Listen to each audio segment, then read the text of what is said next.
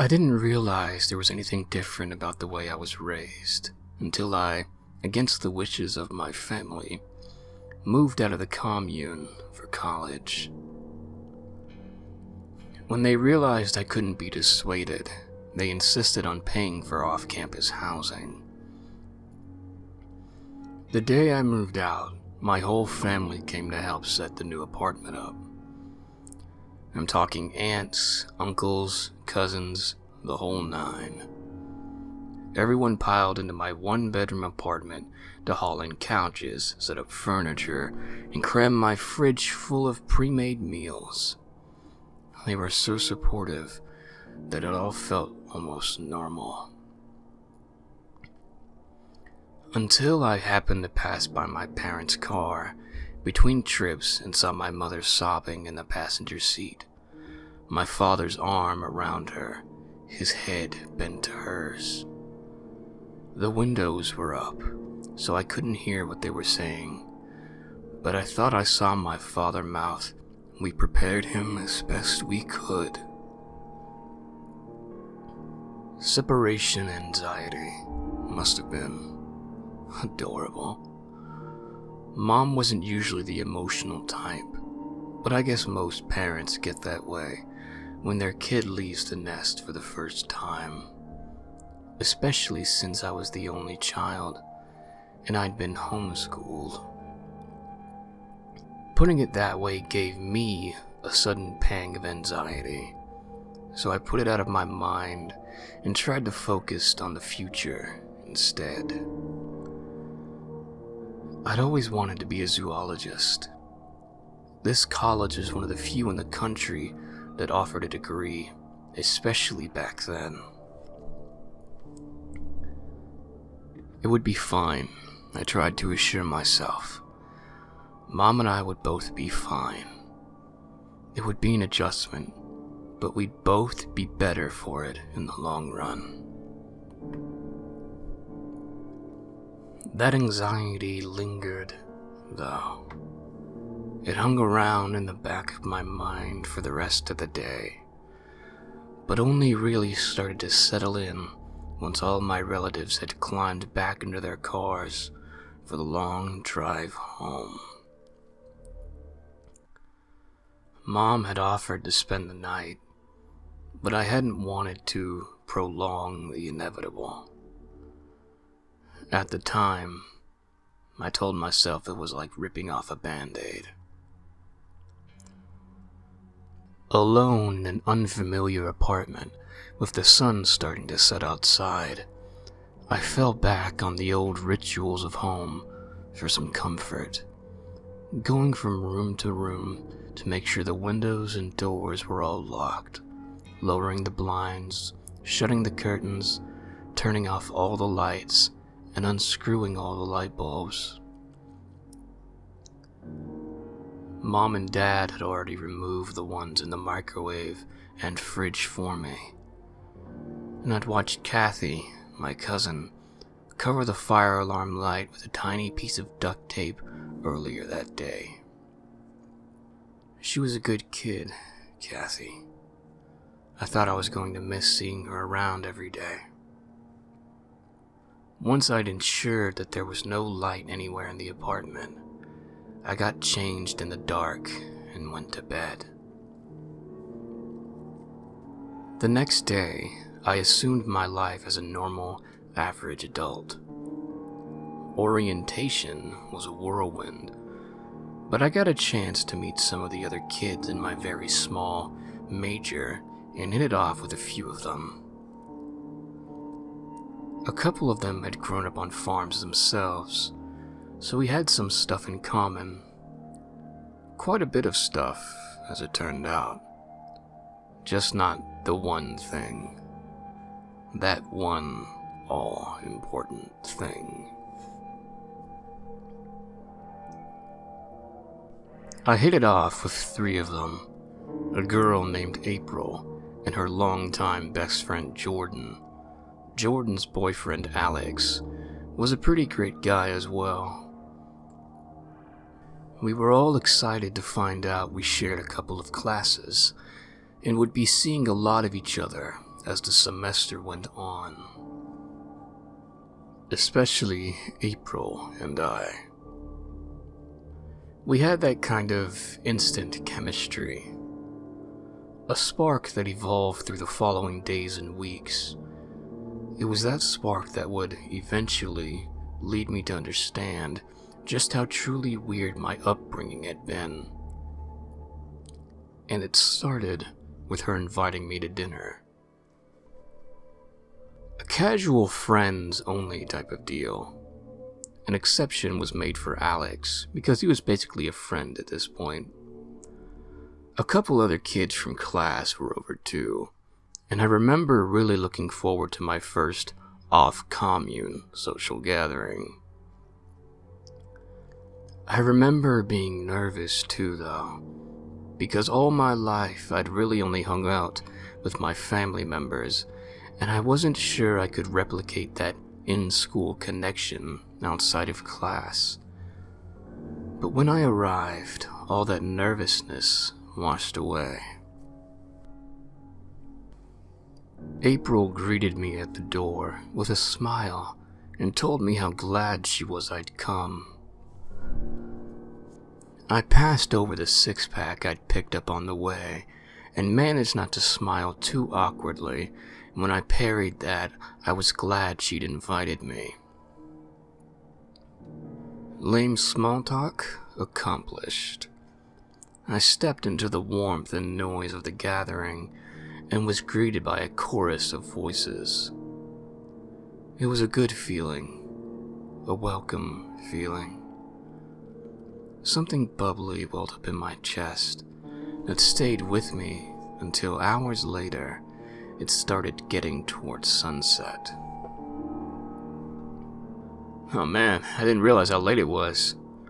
I noticed the clock out of the corner of my eye and put down the Scrabble tile I'd been playing with.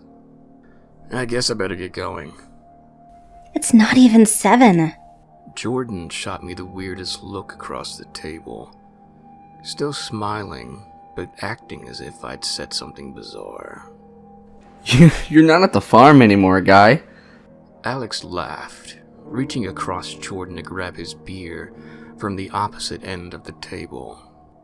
You don't have to be in bed when the sun sets. I don't? I asked, genuinely confused.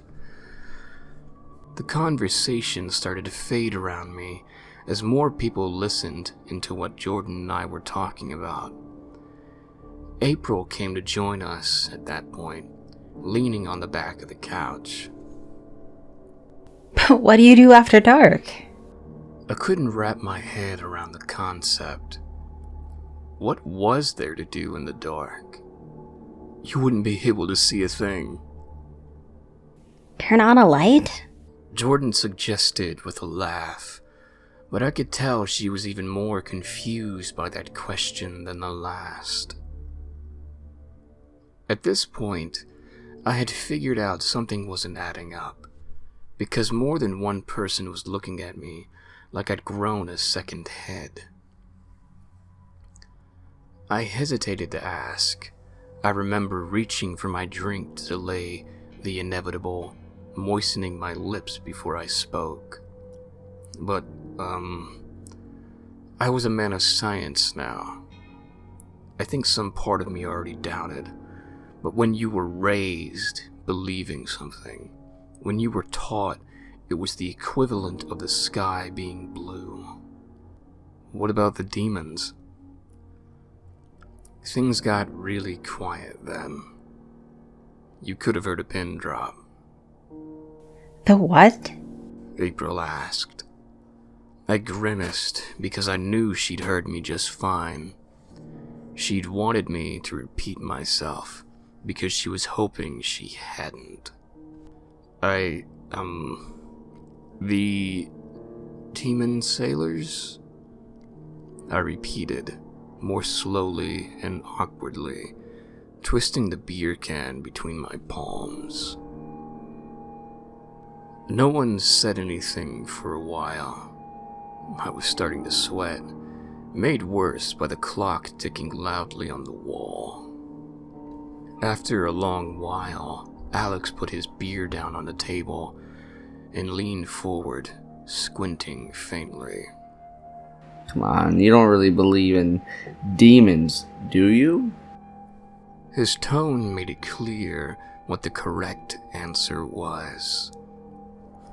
I laughed nervously before April cut in. Is your family really that religious?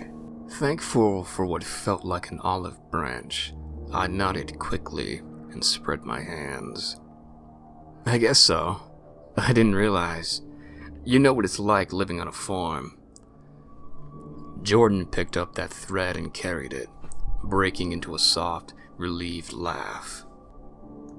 Yeah, it gets pretty isolated.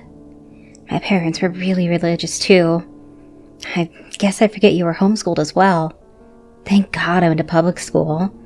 I can't imagine what I'd still believe. But Alex, of all people, didn't seem quite ready to let it go. I gotta ask, man. What exactly is it you think happens if you turn a light on after sunset? Well, I checked the expressions of the others, and it seemed to me that they were starting to relax and treat it all as a silly misunderstanding. My family always told me that if you didn't turn off all the lights after dark, demons would come out of the pipes and take away anyone they found near them. Jesus, dude. Someone else in the room laughed. What the hell? Alex pressed. But how? I couldn't tell if he was genuinely curious at this point, or just being a jerk. I leaned toward the former, because he was a pretty nice dude, all the rest of the time, so as I stood to gather my jacket, I tried not to make eye contact, but answered him anyway. They dragged him into the water to drown them. One of the girls squealed in horror. One of the guys laughed, a different one. I didn't recognize it. He seemed delighted, not horrified. That's so messed up. He yelled gleefully. I smiled tightly and shrugged my jacket on. Yeah, I agreed awkwardly. I guess I better go. I've got a lot of homework to do. It was nice meeting you guys. I tossed a wave over my shoulder and made my way toward the front door. 10 kinds of grateful no one shot that excuse as dead as a lame horse. April followed me to the door, looking like sympathy personified.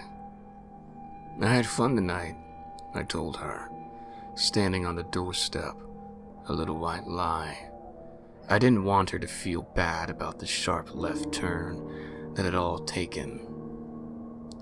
She frowned, smiled, and then got up on her tippy toes and kissed me. We should do this again. She said when she dropped back down. And just like that, I forgot all about demon sailors and lights. I drove home on cloud 9, giddy until I parked the car, walked up the steps, unlocked my apartment door and stepped inside. The jingle of the keys hitting the side table sounded extraordinarily loud in the empty apartment. I hesitated, shutting the door behind me, and then, a little ashamed, went through the nightly ritual anyway. A little seed of doubt had been sown, but I wasn't quite ready to let it go. Not after a lifetime. Not with only 2 months of living alone under my belt. As the day passed, I began to doubt more and more, especially going to class and seeing all the people who evidently left their lights on and survived through the night. I continued to turn all mine off, but after a while it became more of a rabbit's foot than anything. A compulsive, superstitious thing that I didn't really believe anymore. I even started staying out after dark. I'd hang out with my friends at their place, or at a bar or restaurant, but I always turned the lights off before leaving, and I would shower and change in the dark when I got home. April and I went on a handful of very casual dates, but things were getting steadily more serious. In the back of my mind, I knew there was the likelihood one of us was going to spend the night eventually. But I was still a little unprepared for it when that day finally came. It was pretty fantastic, honestly. I'd never felt more love for anyone than I did for April that night. By mutual decision, we'd ended up back at my place because of the lack of roommates. I don't think the lighting situation crossed either of our minds until the middle of the night when I was woken up by April. Babe, She was whispering, her hand on my shoulder. the bathroom light isn't working. It took me a minute to figure out who, what, and where, but when I got through the fog and memory kicked back in, I sort of nodded sleepily and stood up. Yeah, the light bulb is unscrewed, I muttered, navigating through the dark to the bathroom. The light bulb squeaked as I twisted it into place. I will always remember that sound, and having to look away when it immediately lit up. I wasn't looking when April brushed past me, and I was still blinking when she laughingly pushed me back towards the bedroom. Okay, now get out. The tap chose to make the worst gurgling sound. I kind of jumped. She did too. We both looked, and then both started giggling a few seconds later. Demons, I informed her, nodding seriously as I pivoted back to the bed. That was when the shower started to scream. What is wrong with your plumbing? April covered her ears to block out the awful, low-pitched sound. I cringed and covered my ears too, shaking my head helplessly. "It's never made that noise before," I swore. Then the sink turned on itself. Something brown and pungent started to ooze out in big, gloopy chunks. The toilet began to burble violently, the lid clattering and bouncing as the water churned. It smelled overwhelmingly of brine, salt, and fish. I covered my nose and gagged, backing swiftly out of the bathroom. April followed me, also gagging. I palmed the lights off on reflex. It wasn't deliberate, but I swear that everything stopped the second I did. I could feel her eyes on me in the dark. Neither of us said anything. We went to bed, silent, and when I woke up the next morning, she was gone. When I went to see her at her place, she was apologetic, but I could tell she was tense. Something was bothering her. I'm sorry. I should have stayed. But I really wanted a shower. And your tub was all covered in goop. She said. She was right. We laughed about it a little. I said I'd call my landlord and figure out what that had all been about. And she gave me the sweetest little smile and suggested that we should just sleep at her place until the situation was sorted. Obviously, I was more than okay with that. Until night rolled around. We were cuddled up together, sound asleep when the pipes began to scream. Jordan started to scream with them. I pretty much flew out of bed. Thank God I was wearing anything, because I sure didn't stop to check as I ran down towards the noise. I was in the kitchen before I was even 10% awake, and just staring there stupidly as sludge pumped out of the faucet. Jordan was trying to turn it off, but it seemed like the tap was fighting her. I processed that and ran over to help. But it was like trying to fight a waterfall. Nothing I did seemed to budge it. What's going on? Alex stormed into the kitchen. The bathroom? He saw Jordan and I fighting with the tap and stopped talking, gesturing for us to get out of the way and tossing open the cabinet beneath the sink. We both scrambled back and watched him yank on the water cutoff. For a split second I thought it would work, and then with a deep, agonizing roar, it snapped in the other direction. The brown sludge gave way to brackish green, and then the sink began to fill. I saw the drain bubbling as I backed further away, almost colliding with my girlfriend. She was looking up at me with wide, anxiety-filled eyes. I looked back at her, speechless and confused. She looked at the light switch. I reached to flip it off, but unlike the night previous, nothing happened. The sink began to overflow. I could see it in the light that spilled in through the kitchen window, from the digital clock on the microwave, from the living room, and from the hallway. It was everywhere, I realized with a sickening feeling. That was before the first hand plunged out of the water, twisted and smoky, wreathed in some kind of drifting filaments, strands of something that my mind shielded away from. I didn't recognize it for what it was until it was already grabbing the edge of the counter and hauling more of something out. I could hear water gushing down the hall and realized the carpet beneath my feet was soaked. April looked at me again in a panic. I grabbed her and ran for the door. Alex and Jordan followed, the four of us racing out onto the street. Water poured down the porch behind us, spilling onto the lawn.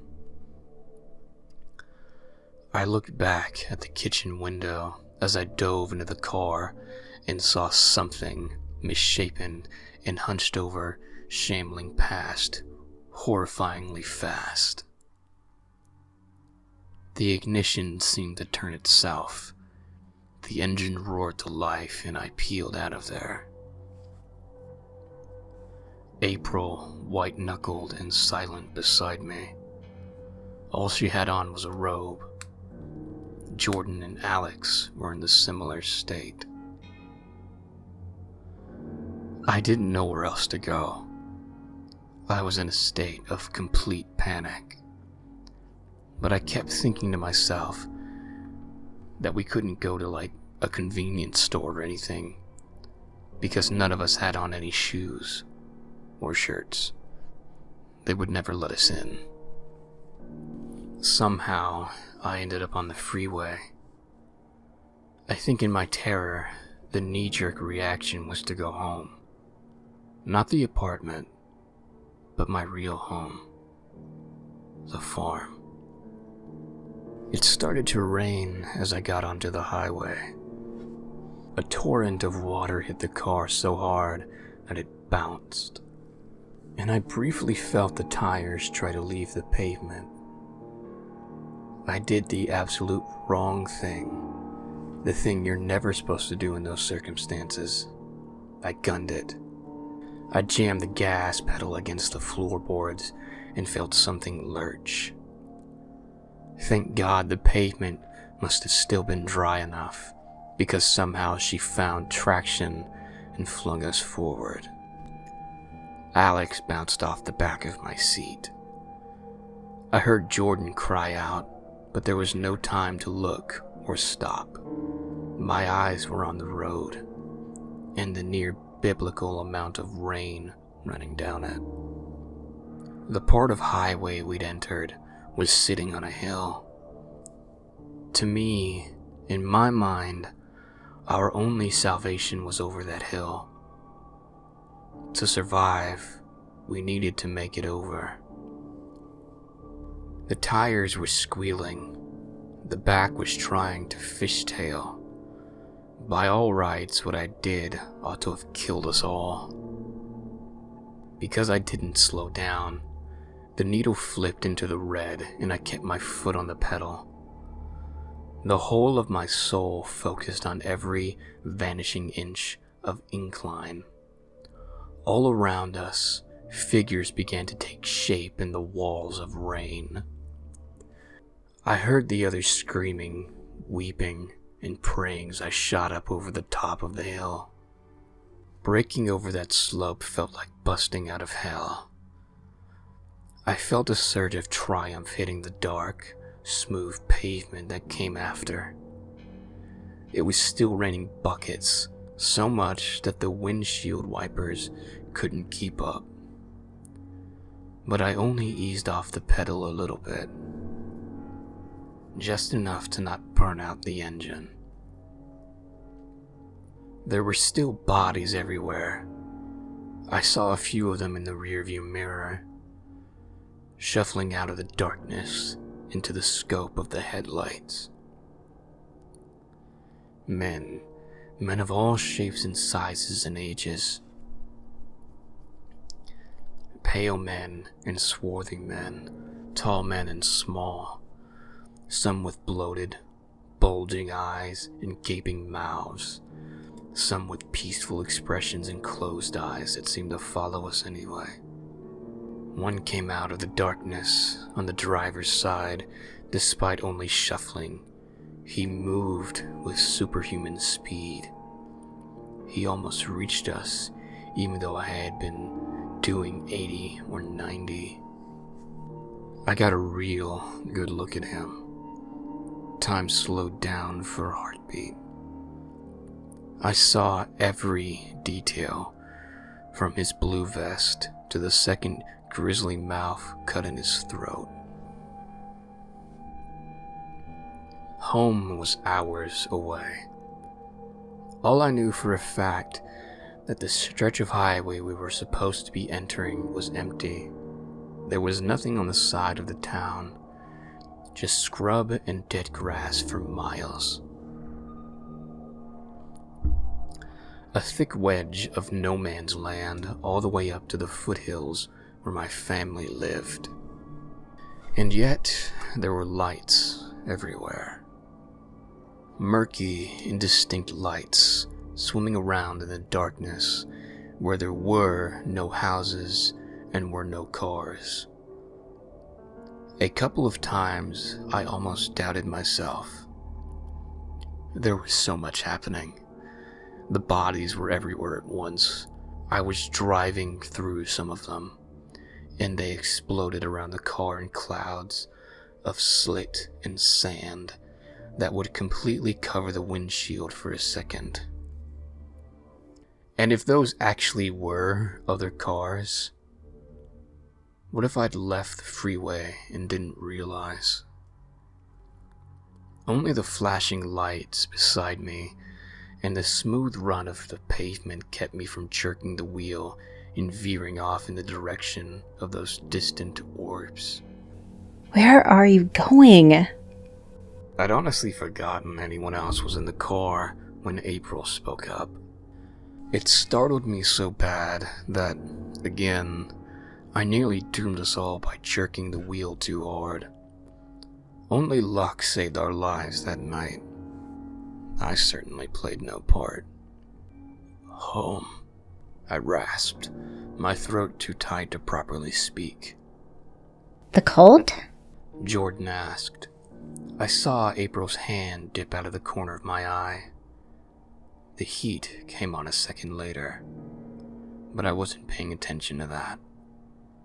I was counting mile markers when I saw them, always dreading that I'd somehow miss the most important ones, that somehow I'd overshoot my destination. They flicked by like flashcards, and while the bodies seemed to be emerging from the dark with less frequency, I knew in the back of my mind that the gas gauge was descending. That little needle was dropping lower and lower. The demons didn't have to keep trying as hard to drive us off the road. Eventually, we'd run out of gas. All they had to do was wait.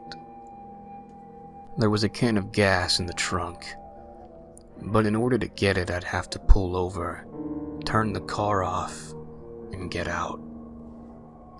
That didn't seem worth it, but there was also nothing I could do. Eventually, my worst fear came true. The engine spluttered. The pedals stopped responding. We began to lose speed, drifting to a slow, agonizing stop. My hands were clenching so tightly around the steering wheel that I could feel my knuckles popping and the sinews creaking. Alex was demanding to know what I was doing. Jordan too. They were reaching over my shoulders like they could drive the car from the back seat. And I heard my parents' voices in the back of my mind. They are drawn to the lights, man-made lights, like the lanterns. I hesitated, and then I killed the ignition. The car coasted a few more feet and went silent. We were plunged into absolute darkness. Jordan and Alex were losing their minds. April just looked at me from the passenger seat. I looked at her and the bodies walking out of the darkness around us. She took my hand. I squeezed hers. We waited. They wandered in and out of the rain, searching, but it seemed after a few minutes as if they couldn't see us. I forced myself to let go of April's hand and unbuckled a belt I didn't recall engaging. The door handle clicked. I stepped out into the rain and saw a few heads lift. Quietly, as slowly as I could force myself, I walked around the back of the car and popped the trunk. The spare can sat in the back. It felt cold and slick in my palm. I closed the trunk after I had retrieved it. The bang of it closing nearly ended me. Several bodies rushed closer, the slap of wet footsteps coming from all around. A few feet shy, they turned in other directions, but continued to amble closer. I was shaking as I unscrewed the gas cap and poured the fuel in, losing more than a little to the ground and side of the car, praying that I got enough in, that the water wouldn't get in too. I screwed the cap in and made the choice to leave the cover open, sneaking back to the driver's side and sliding in, closing the door softly, turning the headlights off, trying the ignition. The car came back to life, so did the dash, but I'd never parked it, and soon as the spark rolled through the engine, she was moving again. I kept my foot off the brakes, letting her ease back into it, and hoping that would keep the eyes off of us. It sort of did. Only a few heads seemed to turn in our direction, but there was only the blinking of the digital clock, April jammed it off. In darkness, we rolled forward, between the wandering shapes, without the reflective paint of the road or the mile signs to guide us. I had to flip the lights on a handful of times to check where we were. Each time they rushed us, and I had to slam the gas pedal. And then there it was. The mile marker I'd been looking for. Home was a plain dirt turnoff that had to be half soup at this point. I left the highway and bumped the last few miles to salvation. The storm was still rolling. I could barely see my hand in front of my face, but my parents had installed a series of brick divides on the road. I'd been taught all my life to remember the exact number. 1, 2, 3, 4, 5. Stop. The last one was directly in front of the house. I killed the ignition for the last time. She sputtered out, and we sat there in silence until the pitch dark gave way to gray. Until the rain began to slack, and the torrent became a downpour, and then a drizzle. Finally, I got out. April and Jordan and Alex came with me. I walked up the steps to my home and found the keys beneath the mat. I let us all into an even deeper darkness and shut the door behind us. Home. We were finally safe. My parents came down to greet us. They must have heard the door. Dad went down to the basement, and I knew even though we wouldn't be able to see it, in a few minutes the lighthouse would begin to flash miles and miles away. Mom brought us blankets and dry towels, and we all camped in the living room until morning. The old analog clock read 3 in the afternoon before it was bright enough with natural sunlight to read it. The storm itself lingered for 3 more days before the last clouds finally dissipated. But even then, I never left.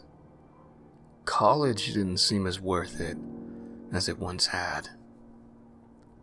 I guess the others agreed, because they live here with us on the commune now. Their parents think I kidnapped them, and that they're all part of the cult now. I guess maybe they're not wrong.